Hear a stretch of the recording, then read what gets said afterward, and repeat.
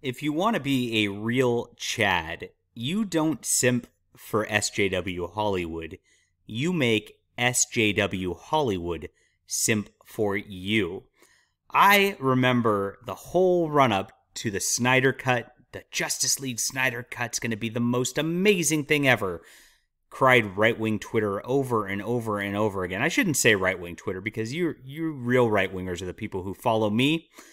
You're not these guys. I'm John Delarose, the leading Hispanic voice in science fiction, #1 best-selling author, award-winning comic creator, and I have no affiliation with Geeks and Gamers here. But this moment in history was such a wild one, I think it bears going over again because of news that just released this week from Hollywood. We'll get into that in just a moment. I've got a new book on Indiegogo right now. It is called A High School Girl in the Crusades, and it is a manga isekai-style book where we are paying homage to beautiful works. If you like classic storytelling, if you were one of those people who wanted the Snyder Cut to be something special, but you knew it wasn't going to be there, so you just didn't want to give Hollywood your money, this is the spot you should go. We're trying to change culture by doing, not just complaining about things and then simping for Hollywood. So I'll have this book in the description below. Back it today. Enjoy the book with a lot of other people. It's going to be a ton of fun. All right. This was the night Geeks and Gamers really had their downfall. It was about a year ago, and what happened was Zack Snyder was going to join them, the director from Hollywood, because they were doing some charity auction, raising money for something or whatever, and they were matching funds, clapping for themselves joyfully because they believed this Hollywood director was going to be a champion for them and for their channel, which they're growing based on complaining about Star Wars and Marvel's movies for the most part. And during this night, Zack Snyder went on with them and he disavowed them. He called them a hate group. He implied that they hated and wanted to kill Asian people. And all of these people on here, you can see their little expressions. Every one of them is really mad, really sad, because they were expecting this triumphant moment where SJW Hollywood was going to change their minds and they're going to stop and realize we're actually the best and we're the real fans they should be supporting. And they got disavowed for their troubles.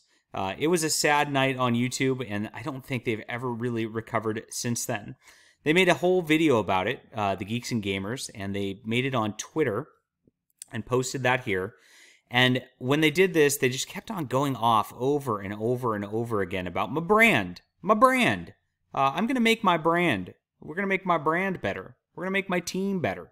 And they kept saying they're more diverse than Hollywood, they're more inclusive than Hollywood, they have gay representation, trans representation, Asian representation, Latina representation, you know, all the check marks. They wanted to go and put those on there. So they made this very cringe video, which I'm not going to play.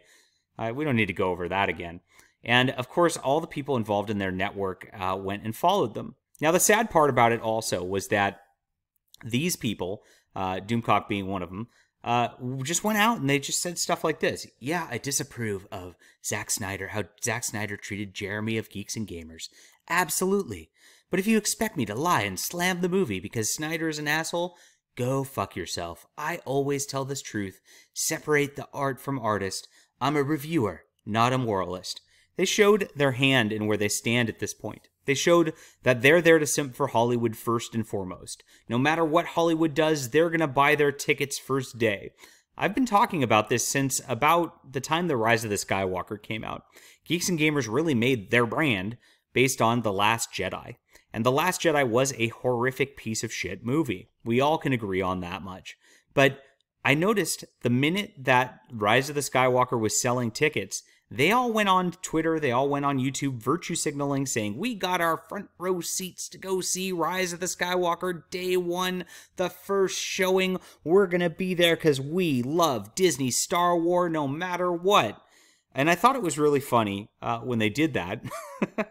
And I thought, I'm not actually going to go see this movie. I just waited till it was out and I could watch it for streaming, make it a lot easier. I saw it one time. Didn't really want to talk about it. Nothing interesting. It was about what I expected. But they were out there because, again, they have to virtue signal this stuff about separating the art from artist. They're reviewers, not moralists. They're not here for a cause. They're not here for the fans. They're not here to actually take a stand on anything. They're actually just here to watch the movies and clap like monkeys. And that's it. Now, what's interesting about this whole situation, the reason I'm talking about this today and bringing it up again, because this was a fun moment in 2021 where I was like, I told you, everybody. I love what happened this week. Now, a couple of good things have come out of this Snyder Cut. And this is an artist, Ethan Van Sciver, who's the head of a group called Comicsgate. And what he's done over the last several years is get industry professionals and folk like myself together to build our own books, to create our own products, to make our own entertainment that's an actual competition for Hollywood, to actually change culture and do something. And he's gotten us together and actually banded us all so that we can gain customers together, respect our customers together, and make a lot of new awesome friends. And because he did that, and because, of course, he voted for Donald Trump, the comic industry became absolutely rude to him. They've been harassing him. There's been death threats against him. There's been just a complete disavowal of him, calling him alt-right and all this stuff like they always do. And they've been just pushing that narrative for years and years and years, trying to destroy Mr. Ethan Van Sciver. It's really a sad thing, and it is indicative of what happens when you take a real stand against the industry. Yes, they went after Ethan just like Snyder went after Jeremy from Geeks and Gamers. But the difference is, Ethan didn't crawl back to the industry and beg their forgiveness, telling them how much more inclusive and diverse he was. He went out and did his own thing with a group of like-minded people and created something new.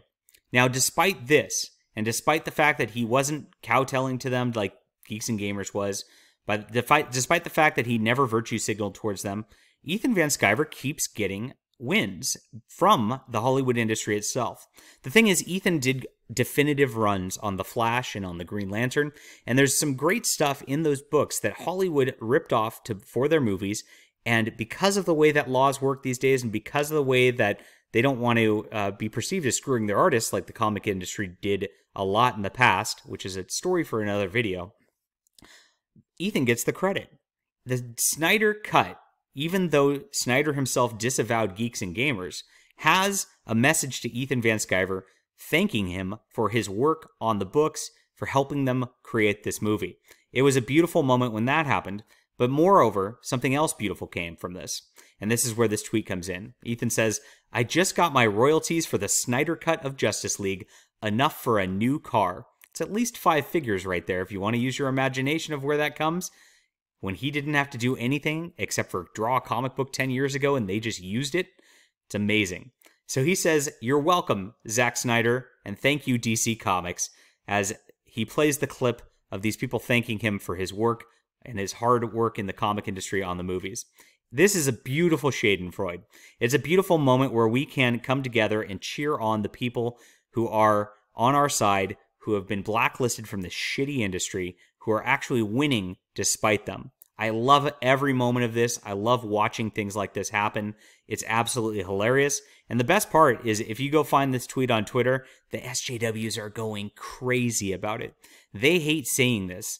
They know that they go out there and they're spending their money, and that their money is going to Ethan Van Sciver every single time they watch this movie. And that makes me very happy inside. Now, if only Geeks and Gamers would do something like this and just tell these people to go buzz off, tell these people that we have our own stuff to support, tell these people that, look, we've got our own ecosystem. We're going to be fans of Cyberfrog, and we're going to be fans of John Delarosa's High School Girl in the Crusades. We're going to do something different now to try to fight this cultural cancer that Hollywood is perversely thrusting upon us. Wow, that's an interesting way of phrasing things. They could make a difference, and I pray that one day they do. I don't think they're bad guys. I know I rail on them quite a bit because my brand, my team, my diversity and inclusivity, but I think they've just lost their way, and Ethan's trying to show the way by saying screw you to these people, screw you to the system, do your own thing, create your own art, support real artists by people who don't hate you, and we will win every single time. All right.